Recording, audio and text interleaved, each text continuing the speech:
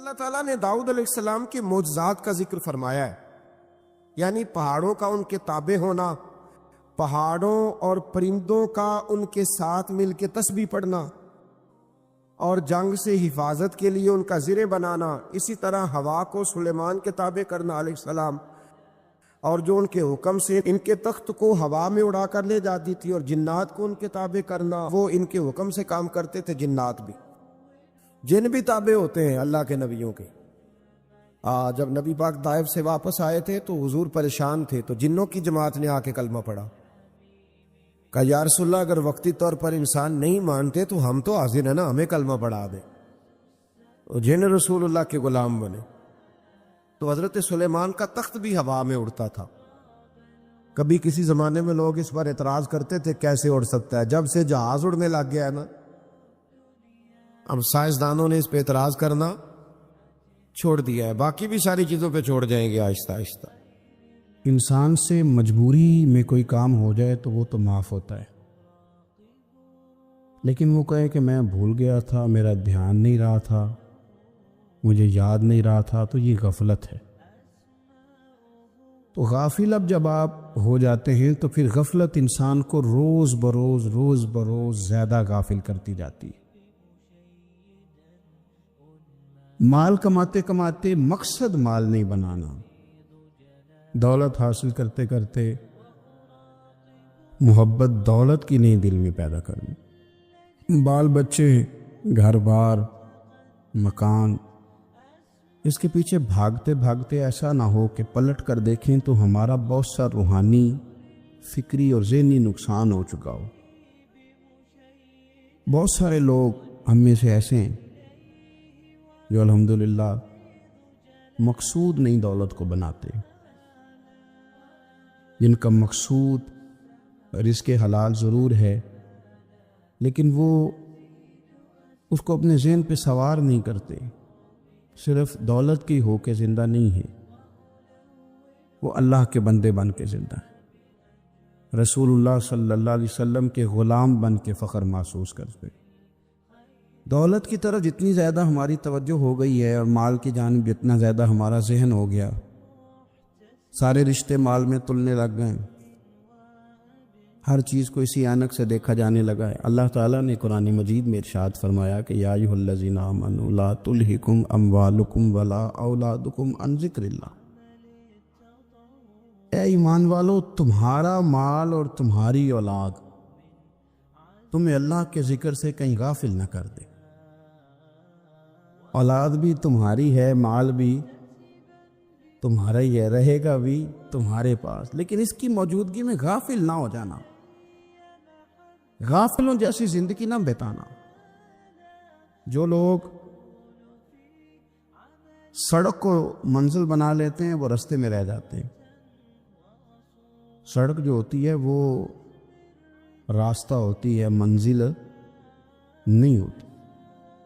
یہ جو رزق ہے، دولت ہے، مال ہے، اولاد ہے، یہ تو سارا رستہ ہے اللہ کی طرف جانے کا، کہ تھوڑا سا رزق حلال کمائیں، کمر سیدھی ہو جائے، اور پھر ہم اپنے رب کریم کی عبادت کریں۔ ہم رزق حلال کمائیں تاکہ ہم ہاتھ پھیلانے سے بچیں، اور ہم اللہ کے بندوں کی ضروریات کا خیال کریں، دین کے کاموں میں اپنے آپ کو مشغول کریں، کچھ نہ کچھ اپنا حصہ پیش کریں۔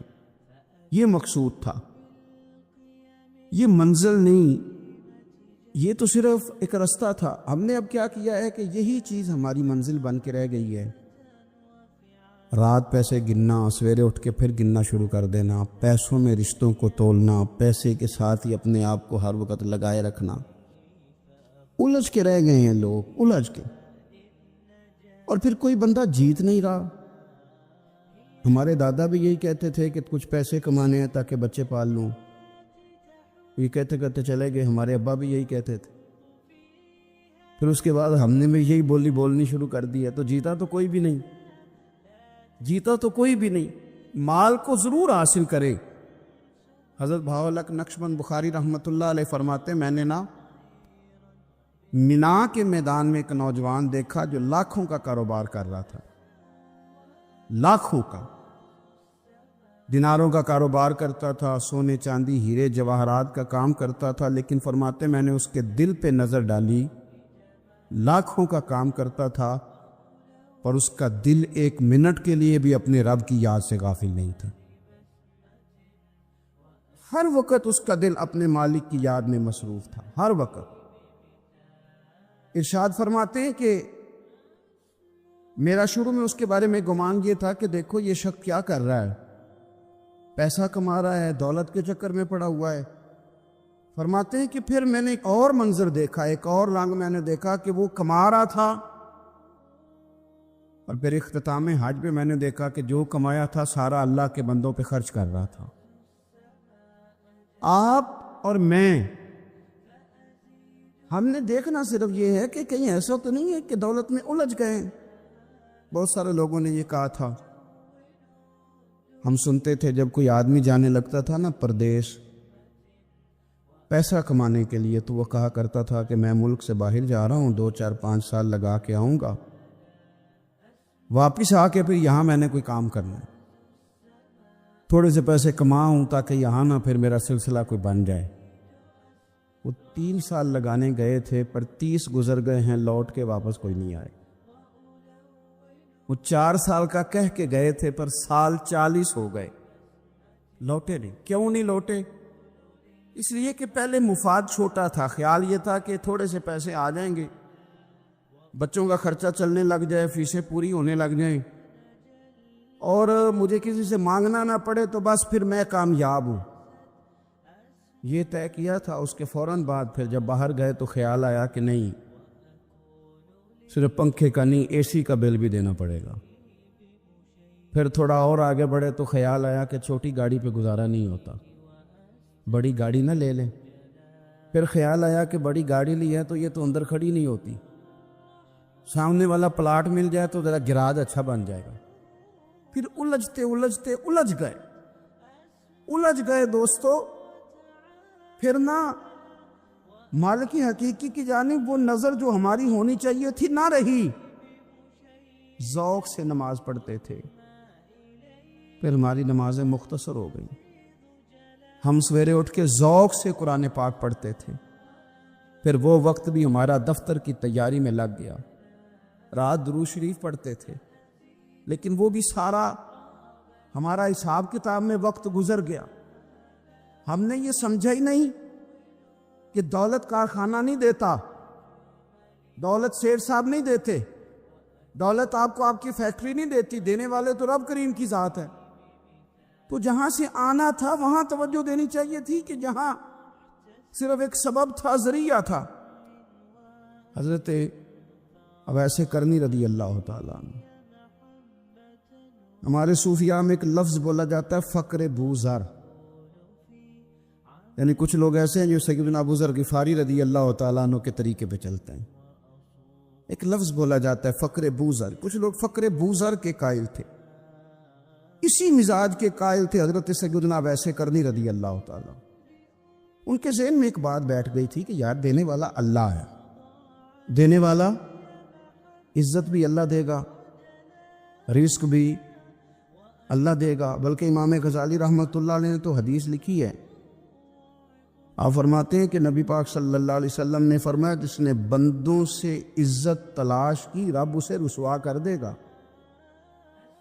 جو سیاست کر کے عزت حاصل کرنا چاہتا ہے، جو اس طرح کا ماحول بناتا ہے کہ میں کوئی ایسے کام کروں کہ لوگ میری واہ واہ کریں، لوگوں سے عزت کا حصول کرنے والے کو رسوا کر دیا جاتا ہے۔ عزت دراصل وہی ہے جو رب کریم عطا فرماتا ہے۔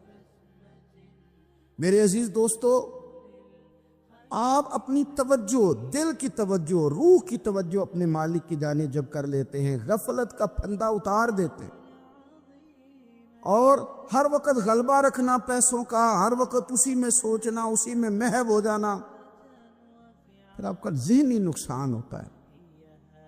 پھر آپ کی روح جو ہوتی ہے وہ بے چین رہنے لگتی ہے۔ پھر ایسے بھی غریب دیکھے جن کے پاس پیسے ہیں، پیسوں کے علاوہ کوئی شے بھی نہیں۔ پھر ایسے بھی تنگ دست دیکھے کہ جن کے پاس جائیدادیں بڑی ہیں پر ان کے پاس رات کو سکون سے سونے کے لیے وقت کوئی نہیں۔ عزیز بھائی، حضرت ویسے کرنی رضی اللہ تعالیٰ عنہ کی ملاقات ہو گئی حضرت حرم بن حیان کے ساتھ، یہ بھی تابعی ہے۔ تو حضرت حرم بن حیان رحمۃ اللہ علیہ کہتے ہیں یہ نا ہم تو خیر بڑی ساری باتیں سنتے ہیں تو نصیحت نہیں نا حاصل کرتے، ویسے بھی یہ دور تقریریں کرنے تقریریں سننے کا ہے۔ جو عمل کرنے والے لوگ تھے ان کا کیا طریقہ تھا کہ وہ ایک دو جملے کافی تھا، علم و بس کری ہو یار وہ ایک کو یہ رفتے نہیں درکار، جملہ ایک بھی تیرے لیے کافی ہے، لیکن شرط یہ ہے کہ تو عمل کا ارادہ رکھتا ہو، تیرا خیال ہو کہ عمل کرنا ہے۔ وہ لوگ نا مختصر سی باتیں کرتے، مختصر سی نصیحتیں کرتے، لیکن وہ اخذ جلدی کرتے، اس میں سے اپنے لیے خیر جلدی تلاش کرتے۔ حضرت حرم بن حیان کی ملاقات ہوئی حضرت اویس کرنی رضی اللہ تعالیٰ عنہ کے ساتھ، تو حضرت حرم بن حیان کہتے ہیں میں نے عرض کی حضور میں کسی ملک میں جا کے رہنا چاہتا ہوں، کہیں سکونت اختیار کرنا چاہتا ہوں، یہاں سے ہجرت کرنا چاہتا ہوں، تو مجھے کوئی آپ مشورہ دے میں کہاں جاؤں؟ تو فرماتے ہیں کہ میں نے جب یہ سوال کیا تو حضرت ویسے کرنی نے مجھے اشارہ دیا، فرمانے لگے ملک شام چلا جا۔ کہتے میں نے اگلا سوال کیا حضور وہاں جا کے کاروبار کیا کروں گا، رہوں گا کیسے، کھاؤں گا کہاں سے؟ تو فرماتے ہیں حضرت ویسے کرنی نے رومال اٹھایا، کندھے پہ رکھا اور چلنے لگے۔ میں نے کہا حضور آپ نے سوال کا جواب ہی نہیں دیا۔ تو فرمانے لگے جس دل کو ابھی تک یہی یقین نہیں آیا کہ روزی کون دیتا ہے اسے میں نصیحت کیا کروں؟ میں تجھے نصیحت کروں جسے آج تک یہی نہیں پتا کہ روزی کون دیتا ہے؟ تو ابھی تک اپنے دل کو پکا ہی نہیں کر پایا کہ روزی رب دیتا ہے؟ او خدا کے بندے کیا نصیحت کروں تجھے؟ تو ابھی تک یہاں اڑا ہوا ہے۔ تیرا جو توکل ہے وہ مضبوط ہونا چاہیے، تیرا بھروسہ اپنے رب کی ذات۔ تو غافل ہو گیا اللہ سے، تو نے اسباب پر بھروسہ سارا کرنا شروع کر دیا۔ اسباب اختیار کیے جاتے ہیں، بھروسہ رب کریم پہ کیا جاتا ہے۔ ہماری جو غفلت ہے نا وہ بھلا کیوں ہوئی ہے؟ وہ اس لیے ہوئی ہے کہ پیسے کسی کو بھی برے نہیں لگتے، پتہ نہیں ان میں کیا کشش ہے۔ یہ نہ آپ کسی جگہ بھی ان کا نام لے لیتے ہیں یا کسی جگہ بھی آ جاتے ہیں تو یہ برے لگتے ہی نہیں۔ یہ جناب بڑی بڑی فقیری کا دعویٰ کرنے والے اور لوگوں کو طریقت اور تصوف کا درس دینے والے ان کو بھی اچھے لگتے ہیں۔ یہ تو جناب جو لوگوں کو کہہ رہے ہیں فقیر ہو جاؤ فقیر ہو جاؤ، وہ خود امیر ہوتے جا رہے ہیں۔ یہ پتہ نہیں ان میں کیا ہے ایسا خاص۔ ہمارے ایک استاد تھے تو مزاج میں بڑی ظرافت تھی، حالانکہ بڑے اللہ والے بندے تھے، تو بات بڑی وہ دل لگی کی کیا کرتے تھے۔ تو ایک دن ہم نے پوچھا استاد جی خوشبو کون سی اچھی لگتی ہے؟ کہنے لگے بیٹا جو پیسوں میں سے آتی ہے وہ مجھے بڑی اچھی لگتی ہے، اس لیے کہ ملتے کم ہیں۔ ہمارا نا جب اس طرح کا ذوق بن جاتا ہے نا، آپ مزاج بنا لیتے ہیں پیسوں کا، لوگ سمجھتے ہیں کہ غریبی کا ڈر شاید زیادہ ڈر ہے، لیکن کبھی آپ دروازہ رسول پہ جائیں نا تو حضور نے تو کوئی اور ڈر بیان کیا ہے۔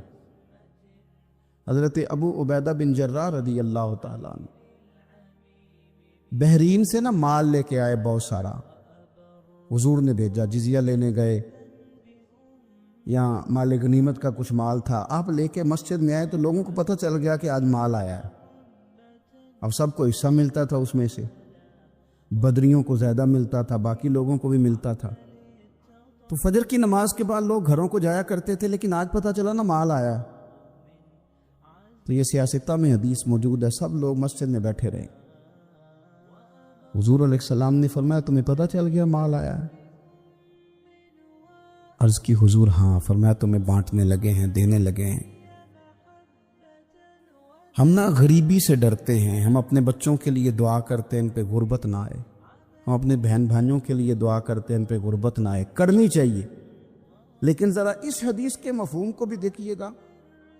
نبی پاک صلی اللہ تعالیٰ علیہ وآلہ وسلم نے فرمایا تمہیں دینے لگے ہیں، مال آ گیا ہے، لیکن میرے قریب نے اپنی امت کے لیے جس چیز کا ڈر محسوس کیا وہ کیا ہے؟ حضور کے دل میں کس چیز کا خدشہ تھا وہ کیا ہے بیان کیا۔ حضور فرمانے لگے لوگو مجھے تم پر غربت کا ڈر نہیں، یہ ڈر نہیں کہ تم غریب ہو جاؤ گے، بلکہ مجھے تو ڈر ہے کہ تم پر دولت پھیلا دی جائے گی، تم زیادہ مالدار ہو جاؤ گے۔ خوف غریبی کا نہیں، خوف تمہارے مال کا ہے۔ اور حضور فرماتے ہیں کہ پھر تم انہی باتوں میں مبتلا ہو جائے وہ جن میں پرانی امتیں مبتلا ہوئی تھی، اور جب وہ اللہ کی نافرمانی میں مبتلا ہوئی تھی تو پھر وہ ہلاک کر دی گئی تھی۔ مجھے ڈر ہے، مجھے ڈر ہے۔ ہاں، جہاں دولت آتی ہے وہاں سستی بھی آتی ہے، جہاں دولت آتی ہے وہاں معاذ اللہ عیاشی بھی آتی ہے، جہاں دولت زیادہ آ جاتی ہے وہاں پھر لوگ ہر چیز کو دولت میں تولنے لگتے ہیں۔ جہاں دولت زیادہ آتی ہے میرے بھائی، پھر لوگ سمجھتے ہیں کہ ہر چیز میں خرید لوں گا، پھر لوگوں کے ذہنوں کے اندر اس طرح کا فطور آتا ہے۔ حضور نے فرمایا مجھے ڈر ہے تمہارے دولت مند ہونے کا، ڈر ہے دولت مند ہونے کا۔ یارو، اپنے پیسوں سے ڈرا کرو، اپنی جائیدادوں سے ڈرا کرو، اپنے مال سے ڈرا کرو۔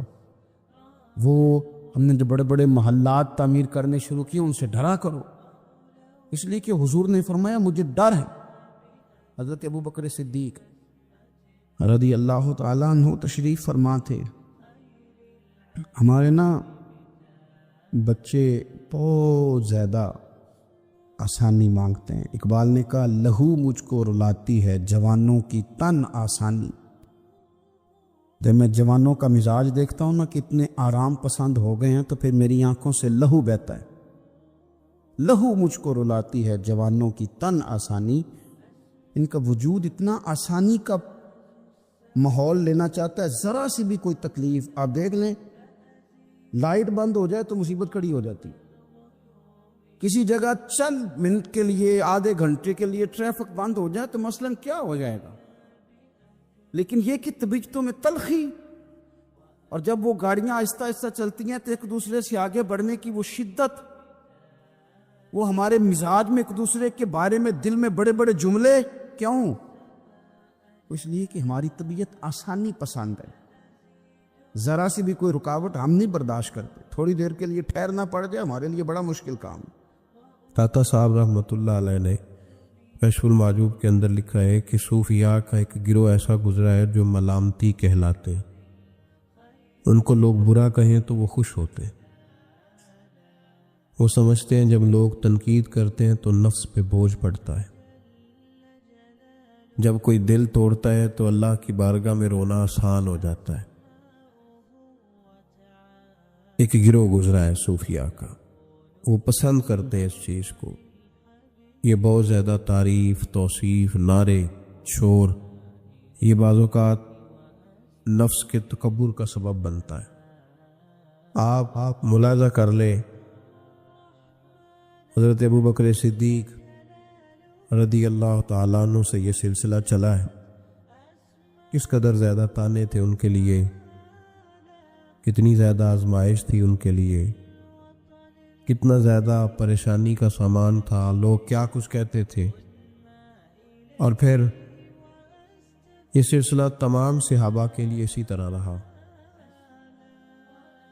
آپ لوگ جن لوگوں کی تعریف کرتے ہیں یہ ضروری نہیں کہ باقی بھی سارے ان کی تعریف کرتے ہوں۔ امام علی مقام سیدنا امام حسین رضی اللہ تعالیٰ عنہ کا ہم دن مناتے ہیں، پوری امت مسلمہ امام حسین رضی اللہ تعالیٰ عنہ کی عظیم قربانی کی یادگار مناتی ہے، تو سارے کلمہ گو تو ایسا نہیں کرتے۔ آج بھی ڈھیروں لوگ ہیں جو تانا دیتے ہیں، اس کو سیاسی جنگ کہتے ہیں۔ دین کے لیے یہ جو آزمائش رہی، یہ جو تانا رہا، یہ جو تنقید رہی، یہ اس کا حسن رہا، یہ چیز اس کو نکھارتی ہے، یہ اس کے اندر تازگی پیدا کرتی ہے۔ جب آپ کو راہ دین میں کوئی برا کہتا ہے تو آپ کے لیے وہ چیز مزید حسن کا سامان پیدا کرتی ہے، آپ کے لیے مزید بہتری ہوتی ہے۔ داتا صاحب رحمۃ اللہ تعالیٰ علیہ نے خود لکھا ہے، داتا صاحب فرماتے ہیں کہ ایک طریقت کا ایک مسئلہ میرے لیے بن گیا تھا۔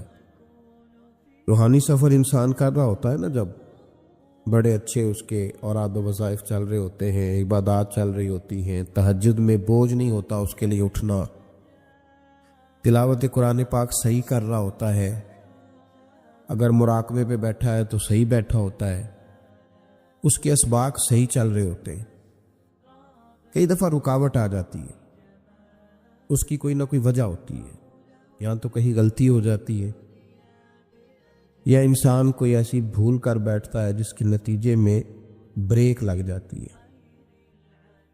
داتا گانج بخش علی حجویری رحمۃ اللہ تعالیٰ علیہ ارشاد فرماتے ہیں کہ میرا طریقت کا کوئی مسئلہ بن گیا، روحانی سفر جو میں طے کر رہا تھا۔ آج کل تو خیر سارے لوگ طے کر کے بیٹھے ہوئے نا، ہم سارے سفر، ہم تو مسافر ہے ہی نہیں، ہم نے تو مکمل کر لیا سفر۔ ہم تو گفتگو کرتے ہیں تو ایسے لگتا ہے کہ جیسے طریقت کے اماموں میں ہمارا نام لکھا جائے گا۔ بالکل، ہم کوئی ماحول ہی نہیں ایسا کہ کوئی سیکھے، کوئی پوچھے، کوئی سوال کرے، کوئی آگے بڑھنے کی کوشش کرے، مزاج نہیں رہا ہمارا۔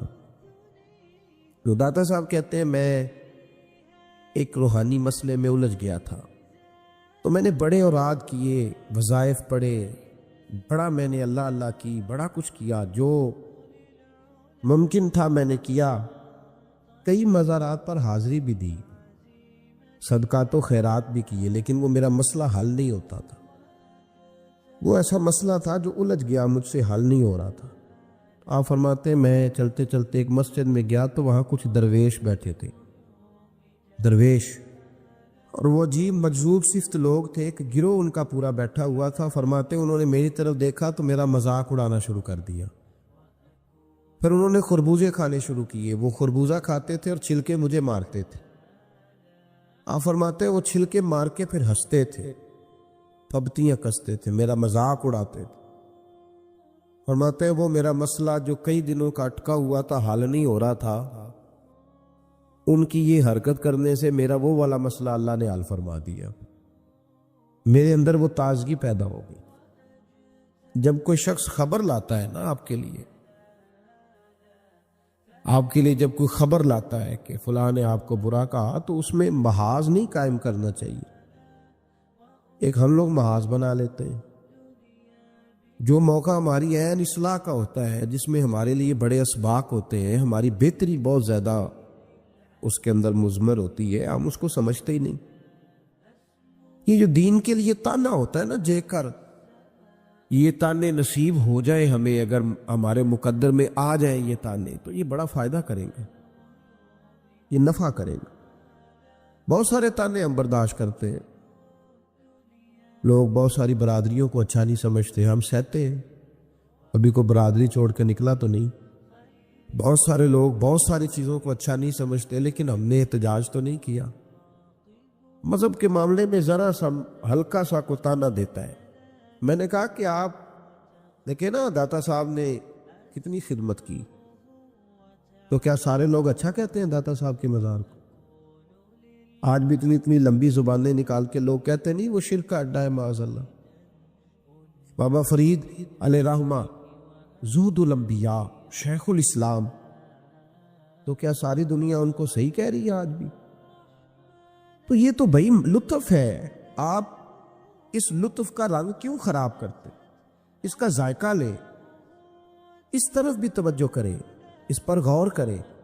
میرے اعلیٰ حضرت فاضل بریلوی رحمت اللہ تعالی علیہ، اعلیٰ حضرت رحمت اللہ علیہ کے زمانے میں لوگ انہیں مجدد کہتے تھے، ان کے زمانے میں ہی انہیں امام اہل سنت کہا جاتا تھا۔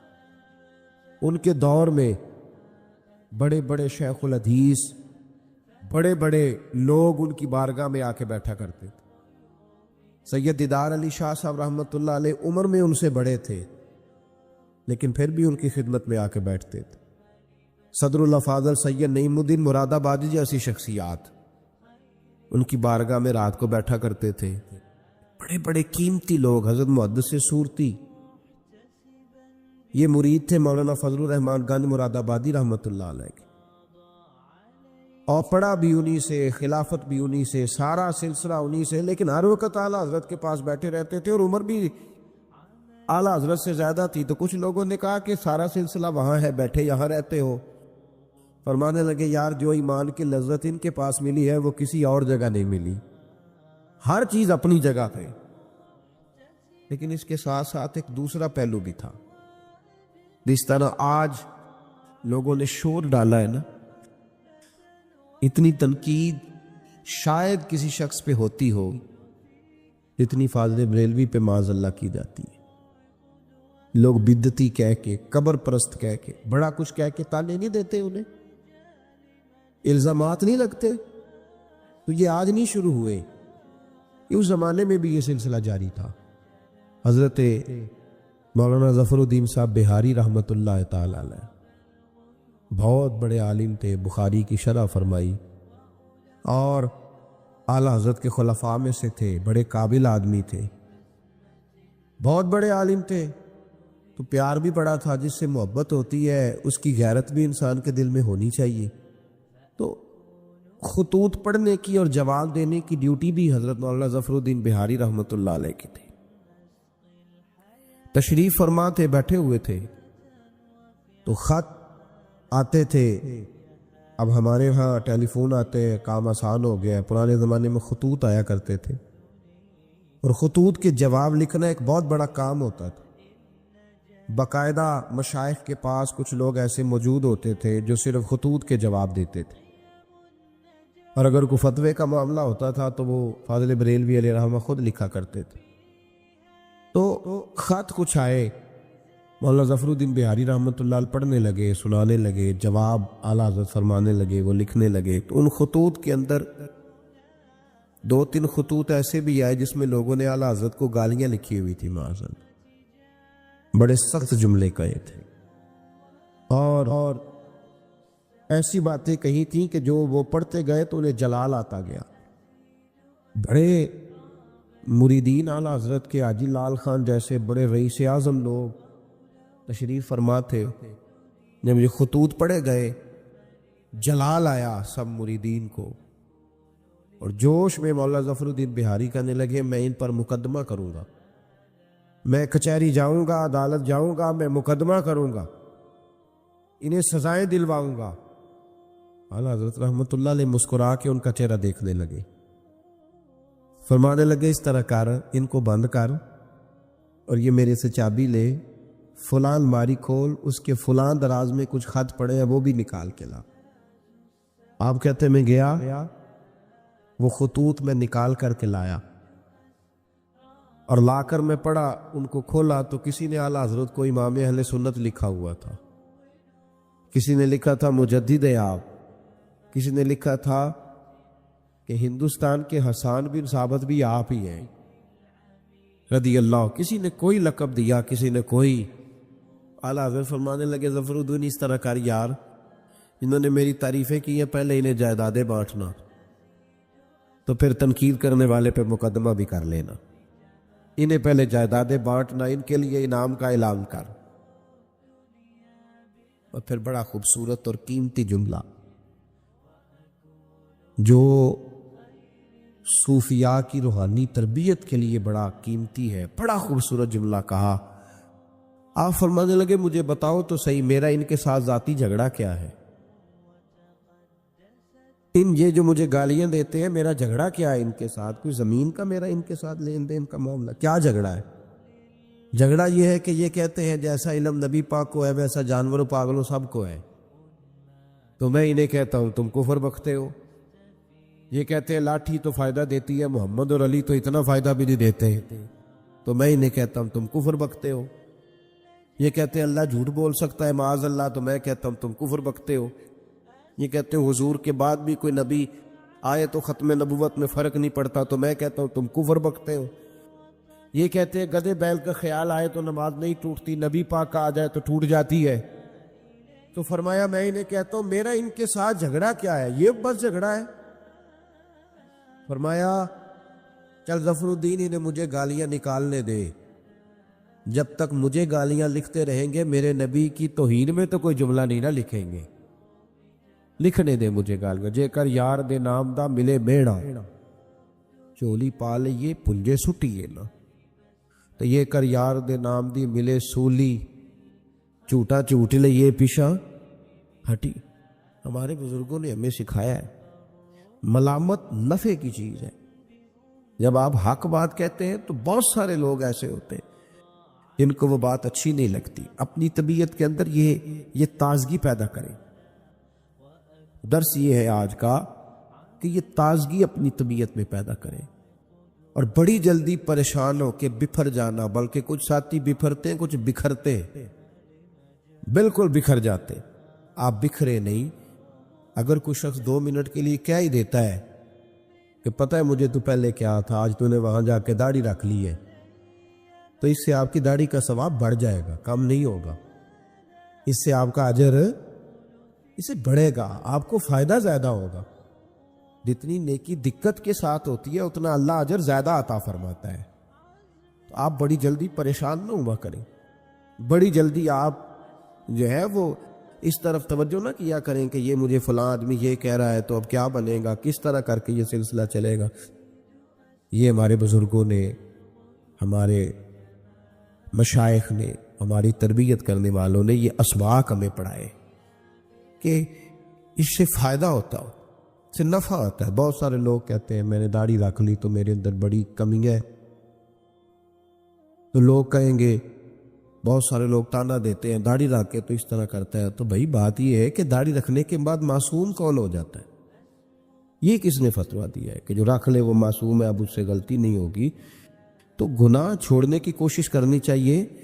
بلکہ میرا تو نظریہ یہ ہے کہ داڑھی بہت سارے گناہوں سے بچا لیتی ہے بندے کو، بہت ساری گناہوں سے داڑھی بندے کو یہ محفوظ کر لیتی ہے. یہ چیزیں آپ کو بچائیں گی، آپ کا تعارف پڑ جائے گا، آپ کے لیے لوگ اچھے جملے کہنے لگ جائیں گے، خیر کا فکر آپ کے لیے ادا کیا جائے گا.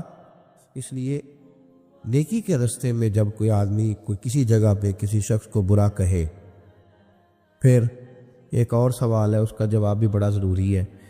کہتے ہیں جب میں برا تھا مجھے کوئی تنگ نہیں کرتا تھا، کسی کی طاقت نہیں ہوتی تھی، اب میں اچھا ہو گیا ہوں تو سارے چڑھائی کر جاتے ہیں. او بھائی بات سنو، بڑی سادی سی بات. میں نے شاید پہلے بھی ایک دفعہ یہ جملہ کہا تھا آپ کو سمجھاتے ہوئے، پھر کہتا ہوں. میرے محبوب پاک